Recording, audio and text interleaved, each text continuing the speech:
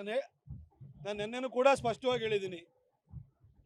ಸಿದ್ದರಾಮಯ್ಯನವರು ಗೃಹ ಸಚಿವರು ತಕ್ಷಣಕ್ಕೆ ಕಟ್ಟುನಿಟ್ಟಿನ ಕ್ರಮವನ್ನು ಪುಂಡ ಮುಸಲ್ಮಾನರ ಮೇಲೆ ತೆಗೆದುಕೊಳ್ಳಿಲ್ಲ ಅಂದರೆ ಚಿತ್ರದುರ್ಗದಲ್ಲಿ ಲಕ್ಷಾಂತರ ಜನ ಸೇರುವಂತಹ ಶೋಭಾಯಾತ್ರೆ ನಡೆಯುತ್ತೆ, ದಾವಣಗೆರೆಯಲ್ಲಿ ನಡೆಯುತ್ತೆ, ಶಿವಮೊಗ್ಗದಲ್ಲಿ ನಡೆಯುತ್ತೆ, 15ನೇ ತಾರೀಕು ಮಾಗಡಿನಲ್ಲಿದೆ, 14ನೇ ತಾರೀಕು ಚಿಕ್ಕಬಳ್ಳಾಪುರದಲ್ಲಿದೆ, ಶಹಾಪುರದಲ್ಲಿದೆ.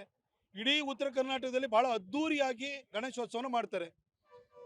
ನೀವು ಪೊಲೀಸ್ ಇಲಾಖೆ ಮುಖಾಂತರವಾಗಿ ಹಿಂದೂಗಳಿಗೆ ಮುಸಲ್ಮಾನರ ಪೆಟ್ರೋಲ್ ಬಾಂಬು, ತಲವಾರು, ಕಲ್ಲು ಇವುಗಳಿಂದ ರಕ್ಷಣೆ ಕೊಡಲಿಲ್ಲ ಅಂತಂದರೆ ನಮ್ಮನ್ನು ನಾವು ರಕ್ಷಣೆ ಮಾಡ್ಕೊಳ್ಳೋಕ್ಕೆ ಗಣೇಶೋತ್ಸವ ಮೆರವಣಿಗೆಯಲ್ಲಿ ನಾವು ಕೈಯಲ್ಲಿ ಪೆಟ್ರೋಲ್ ಬಾಂಬು, ತಲವಾರ ಹಿಡ್ಕೊಂಡು ಬರಬೇಕಾಗುತ್ತೆ. ಪರಿಸ್ಥಿತಿ ಕೈ ಮೀರಿದರೆ ಅದಕ್ಕೆ ಸಿದ್ದರಾಮಯ್ಯನವರು ನೇರವಾಗಿ ಹೊಣೆ ಆಗಿರ್ತಾರೆ.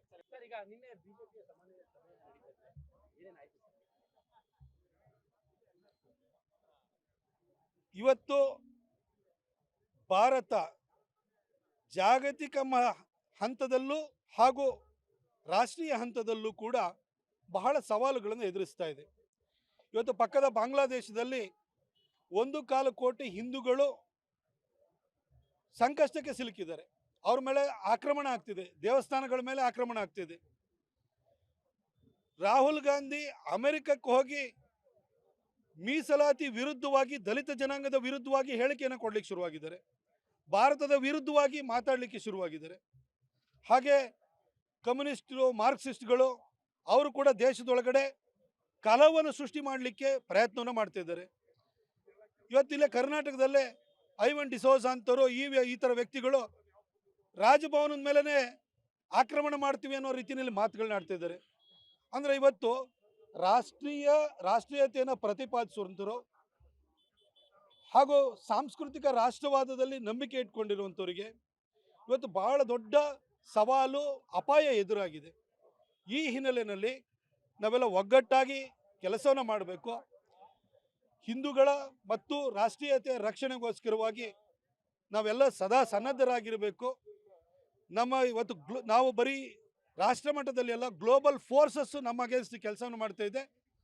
ಹಾಗಾಗಿ ನಾವೆಲ್ಲ ಒಗ್ಗಟ್ಟಾಗಿ ಅದರ ವಿರುದ್ಧ ಹೋರಾಡೋದಕ್ಕೆ ನಾವೆಲ್ಲ ಪ್ರಯತ್ನಿಸಬೇಕು, ಮನಸ್ಸನ್ನು ಮಾಡಬೇಕು, ಸನ್ನದ್ಧರಾಗಿರಬೇಕು. ಇದು ನಮಗೆ ನೆನ್ನೆ ಸಿಕ್ಕಿರುವಂತಹ ಸಂದೇಶ. RSS ಸದಾ ರಾಷ್ಟ್ರ ಕಟ್ಟುವಂತಹ ಚಿಂತನೆಯಲ್ಲಿರುತ್ತೆ. ರಾಷ್ಟ್ರಕ್ಕೆ ಎಕ್ಸ್ಟರ್ನಲ್ ಥ್ರೆಟ್ಗಳು ಬಂದಾಗಲೂ ಕೂಡ ಅದಕ್ಕೆ ಅದನ್ನು ತಡೆಯೋದಕ್ಕೆ, ಅದನ್ನು ಎದುರಿಸೋದಕ್ಕೆ ಯಾವ ರೀತಿ ಪ್ರಿಪೇರ್ ಮಾಡ್ಕೊಳ್ಬೇಕು ಅನ್ನೋದ್ರ ಬಗ್ಗೆ ಚಿಂತನೆಯನ್ನು ಮಾಡ್ತಿದೆ. ಈ ಹಿನ್ನೆಲೆಯಲ್ಲಿ ನಮಗೆ ಇದ್ರ ಬಗ್ಗೆ ಮಾಹಿತಿಯನ್ನು ಕೂಡ ಕೊಟ್ಟರು, ನಮಗೆ ಮಾರ್ಗದರ್ಶನವನ್ನು ಮಾಡಿದ್ದಾರೆ. ಯಾವ ಅಸಮಾಧಾನವೂ ಇಲ್ಲ. ಕಡೆ ಬೆಂಚಲ್ಲಿ ಕೂತಿದ್ದೆ, ಎಕಡೆ ಬೆಂಚಲ್ಲಿ ಎಲ್ಲ ಕೇಳಿಸ್ಕೊಂಡು, ನಾನು RSSನ ಒಬ್ಬ ಶಿಸ್ತಿನ ಸಿಪಾಯಿ, ನಾನು BJPಯ ಕಟ್ಟಾಳು, ಎಲ್ಲದನ್ನು ಕೇಳಿಸ್ಕೊಂಡು ಅವ್ರು ಹೇಳೋವಂಥದ್ದು ನಮ್ಮ ಒಳಿತಿಗೋಸ್ಕರವಾಗಿ, ದೇಶದ ಒಳಿತಿಗೋಸ್ಕರ ಹೇಳ್ತಾರೆ. ನನ್ನ ಬರವಣಿಗೆ ದಿನದಿಂದಲೂ ಕೂಡ ನನಗೆ ಭಾಳಷ್ಟು ಮಾರ್ಗದರ್ಶನವನ್ನು ಮಾಡಿರುವಂಥದ್ದು.